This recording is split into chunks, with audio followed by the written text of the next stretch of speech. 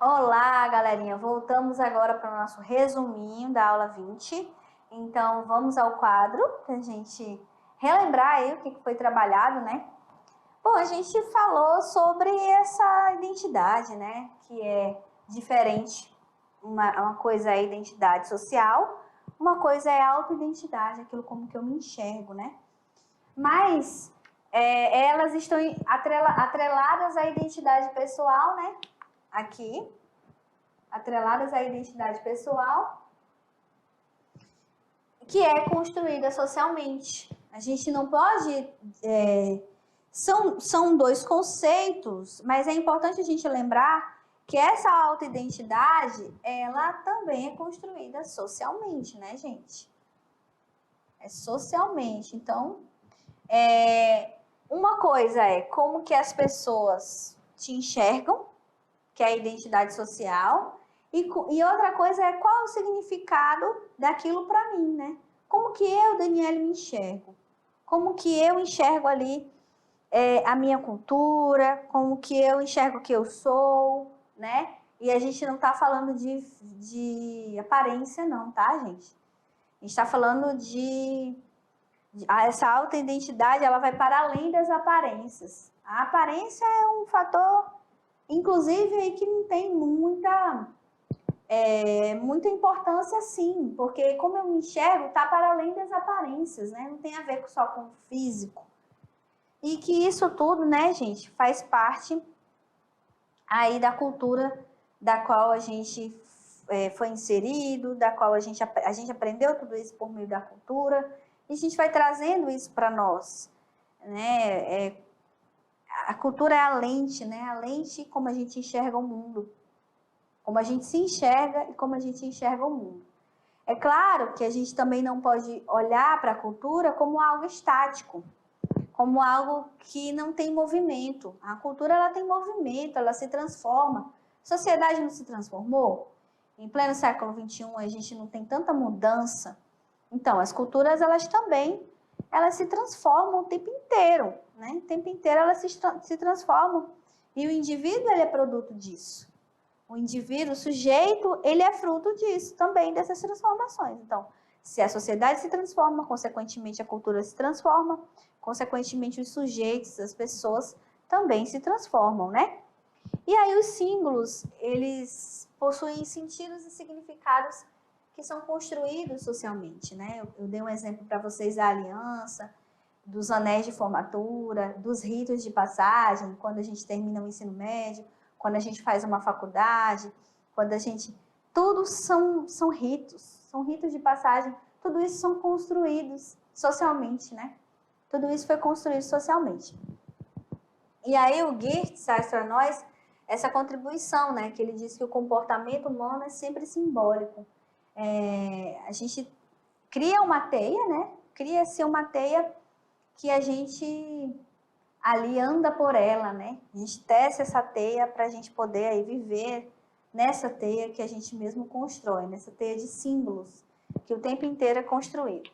A gente falou também dessa diferença aqui, ó, da cultura popular, que é uma sabedoria do povo, e da cultura erudita, que é uma cultura que... esses dois tipos de cultura vieram a partir aí dessa diferença da sociedade de classes, né? A sociedade de classes se transportou também aí para a cultura, né? Então, a sociedade de classes também, essa divisão também foi para a cultura, diferenciando aí cultura erudita, uma cultura das classes dominantes, mas é uma cultura que eu posso comprar, ela é limitada ao meu poder aquisitivo, né? Se eu posso ir ao teatro, assistir uma orquestra, eu tenho acesso a essa cultura. Agora, a cultura popular, todo mundo tem acesso também, né? Mas ela é uma cultura que não tem essa intenção de virar mercadoria. É uma cultura que não vira mercadoria. Ela é criada pelo povo, né? A sabedoria desse povo, mas aí não tem essa intenção de virar mercadoria, como a cultura erudita, que tudo acaba virando mercadoria. Quem tem um poder aquisitivo pode comprar. Uma da classe dominante, outra aí das classes populares, né? Muito bem, galerinha. Agora vocês vão fazer a atividade de sala e já já a gente volta para a correção. Então, vamos lá.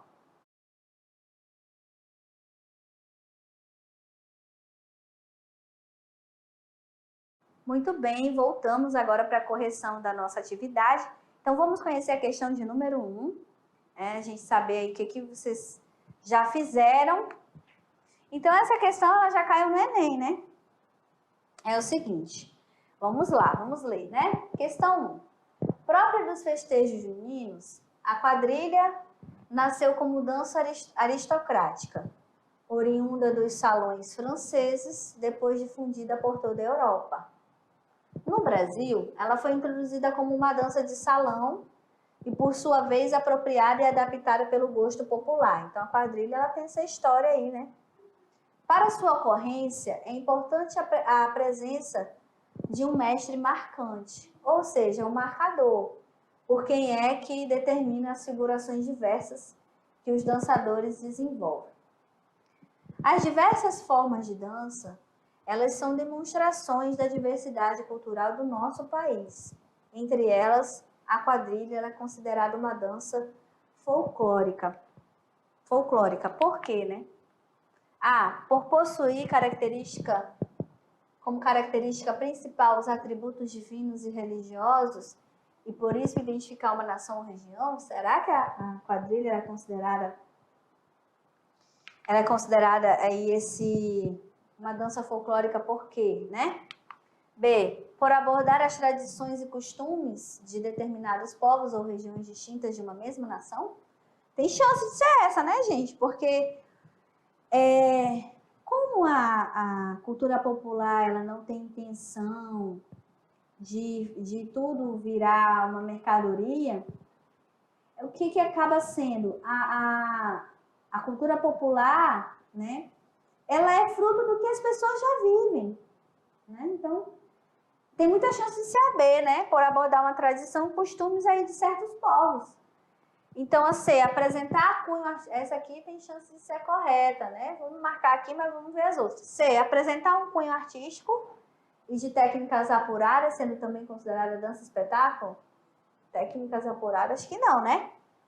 Necessitar de vestuário específico para sua prática ou qual define seu país de origem?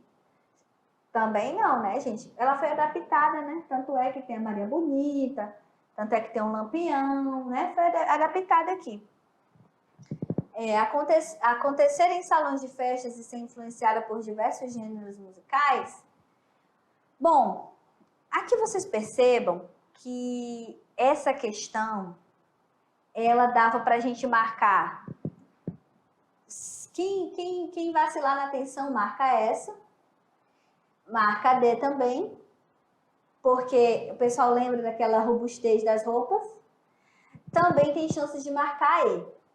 Mas por que não é nenhuma dessas? Porque a B, gente, ela fala o porquê, por que ela se constitui uma dança do povo. A B é a única que fala o sentido mesmo da questão, da pergunta. Ela é uma dança do povo porque ela acontece em salões e festas e pode ser influenciada por gêneros musicais. Isso aqui é para confundir você. Porque a quadrilha não é assim, eles não colocam um sertanejo lá no meio? Eles colocam funk, eles colocam o que eles quiserem, tudo vira quadrilha. Mas não é isso que eles estão perguntando. Eles estão perguntando por quê. O porquê que ela é uma cultura do povo. Porque ela aborda as tradições e os costumes de determinados povos ou regiões. Ele não está perguntando o que tem na quadrilha. Aqui, ó, acontece em salões de festas e pode ser influenciada por diversos gêneros musicais. É isso que caracteriza uma cultura do povo? Não é isso que caracteriza uma cultura do povo. Né? Aí necessita de vestuário. Então, as outras questões, elas vêm até para confundir, né, o estudante que não está atento à essência da questão. A essência da questão é saber por que ela é uma dança folclórica. Por que ela é uma dança que vem do povo, que nasce da sabedoria do povo. Por quê? E aqui, o conceito de cultura popular tem que estar muito bem na cabecinha de vocês. Conceito de cultura popular.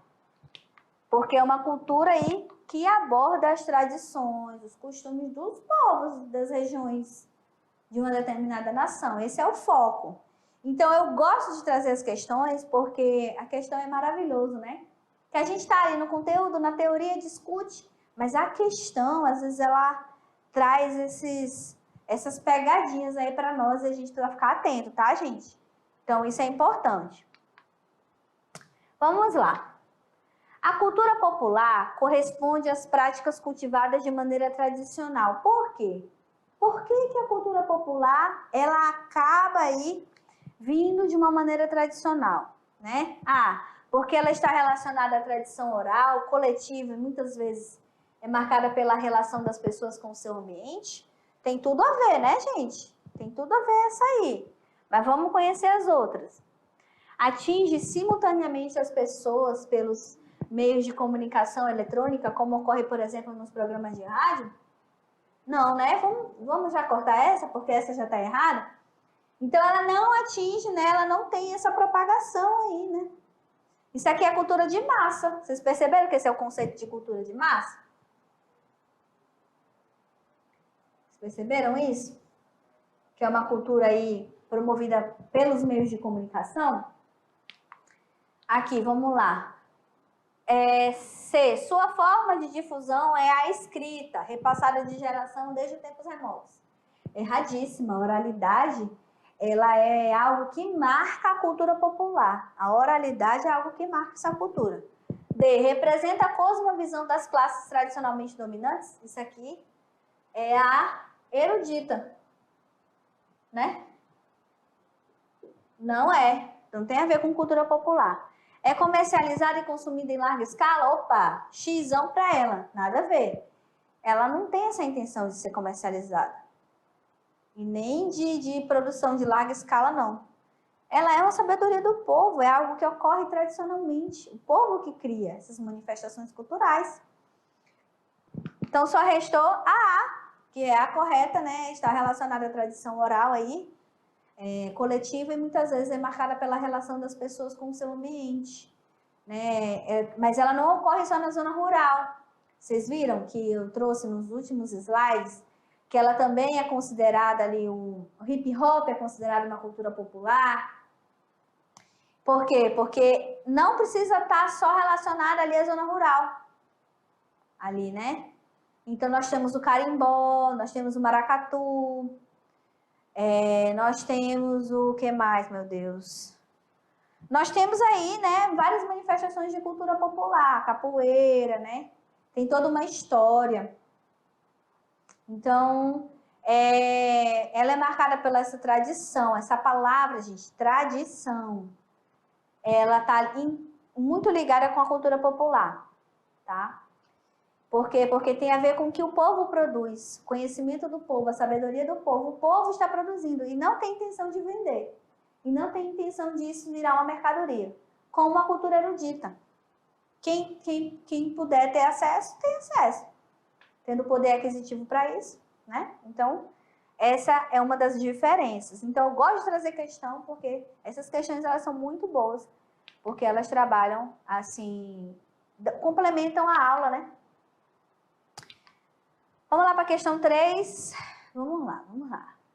Uma das superstições características da cultura popular é a relativa ao mês de agosto, considerado o mês de mau agouro, quando nenhuma decisão importante deve ser tomada.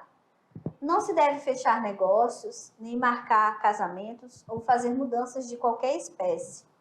O jornal Correio de Uberlândia, em agosto de 2008, publicou reportagem que atestava mudanças desse comportamento. Durante o referido mês, tais como realizações de casamento, de mudanças de residências, ou de negócios em andamento, ou ainda salões de beleza com movimento normal para mudanças de visual. Considerando o enunciado acima e o conceito antropológico de cultura, marque a alternativa correta. Então vamos lá. Antes eu queria fazer algumas considerações, antes da gente ir para as questões, porque o que é interessante, o que ela está falando, essa questão, né? Eu vou até conversar com vocês aqui, olhando olho no olho, o que vocês precisam entender, né? Eu falei isso, mas eu vou repetir. A cultura, ela é algo que está em movimento, ela acompanha o movimento da sociedade. Então, não dá para a gente olhar para as culturas e imaginar algo que é estático, que vai ficar ali paradinho ao longo do tempo. A gente está no século XXI, tecnologia, um mundo totalmente que está ligado a essa tecnologia, enfim. Então, a cultura, ela é fruto dessa sociedade. Ela é produzida por quem? Pelas pessoas, né? E as pessoas não mudam, e a sociedade não muda, então a cultura, ela também acompanha essa mudança que ocorre. Então, o que o texto está querendo dizer aí? Está querendo dizer que houve uma mudança de comportamento. Então, existia uma superstição em relação ao mês de agosto, e inclusive eu compartilho que a minha mãe falava isso, né? Quando eu vi essa questão, eu falei, minha mãe falava isso, menina, o que tá aprontando? A gente está no mês de agosto, hein? Fica de olho. O mês de agosto é o mês do desgosto, minha mãe falava. Então, o que percebeu aí? Que houve uma mudança de comportamento das pessoas. As pessoas começaram a não ligar mais que o mês de agosto, começaram a não mais ligar para essa superstição. Que o mês de agosto é o mês do agouro, que o mês de agosto é o mês do desgosto, né? Então, houve aí uma mudança de comportamento. É isso que a questão quer saber. Por que houve? Vamos lá para o quadro, para a gente ver. Então, por que houve essa mudança de comportamento? E aí, olha aqui o enunciado. Considerando o enunciado acima, você vai considerar o que trouxe, o texto trouxe, e você vai associar com o conceito de cultura. Então, vamos lá, vamos fazer isso. Só não há pureza e autenticidade nas manifestações provindas da zona rural, não contaminadas pelas vertiginosas transformações do mundo urbano. Só há pureza, não tem não aqui não. Só há pureza e autenticidade nas manifestações providas da zona rural, não contaminadas pelas vertiginosas transformações do mundo urbano. Se eu for falar de cultura, isso é uma questão preconceituosa. Porque a gente sabe que não existe isso aqui, ó. Pureza, autenticidade. Todas as culturas, a gente não coloca a cultura em uma hierarquia. Não existe pódio para a cultura. Não existe cultura superior, cultura inferior. Não existe. Todas as culturas estão no mesmo patamar. Então, quando eu falo só há pureza num certo tipo de cultura, eu estou sendo preconceituosa. Eu estou dizendo que o resto é inferior, o resto é impuro, e isso não tem nada a ver, né? Então, sobre cultura, essa questão está super errada. B, as práticas culturais não são congeladas no tempo. Elas são partes integrantes da história e estão em processos de transformação com a própria história. Olha aí, ó. Essa tem a ver com o que a gente trabalhou. Mas vamos para C. As manifestações culturais populares passam por um processo de descaracterização, pois para permanecer autênticas e tradicionais, devem reproduzir integralmente e passar a evitar mudanças. Está errado. Ela também se transforma. D. As verdadeiras práticas tradicionais não se alteram com o tempo. Também está errado. Alteram sim. Né? Não foi isso que a gente aprendeu com cultura? Que muda? Não podemos pensar a cultura como algo estático. Ela é algo que se movimenta porque a sociedade se movimenta, porque as pessoas mudam, né? Então, são reproduzidas da mesma forma como foram originadas? Também não. Há mudanças, né, gente? Então, a única que sobrou foi essa mesmo, que é a B. As práticas culturais não são congeladas no tempo, são partes integrantes da história e estão em constante processo de transformação, né, com a própria história. São características da região norte. Quais as características do folclore da região norte? Ele é muito marcado pela influência indígena. Muitos contos e lendas surgiram da imaginação e da sabedoria dos povos indígenas da região. São típicas da região as seguintes lendas: boto cor-de-rosa, né? As festas de dança típica do norte, tal, né? Então, essas são as características do folclore aí da região norte.